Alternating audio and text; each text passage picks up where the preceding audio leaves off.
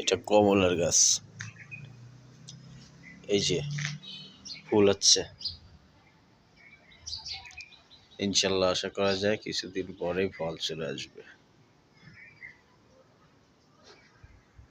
এরপরে আছে হচ্ছে এটা 3 ফল গাছ, 3 ফল অলরেডি ধরে আছে।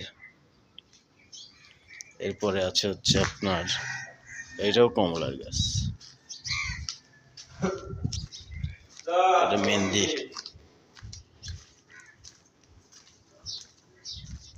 এই যে আনার, যাকে বলে বেদেনা,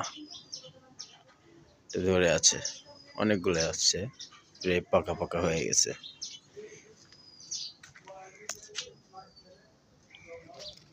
অনেক সুন্দর না? কমেন্ট করে জানাবেন। এটা হচ্ছে জাম, যেটা কলম দেওয়া হয়েছিল, বিদেশি জামটা। লেবু গাছ, এটা হচ্ছে বিদেশি আতাফল।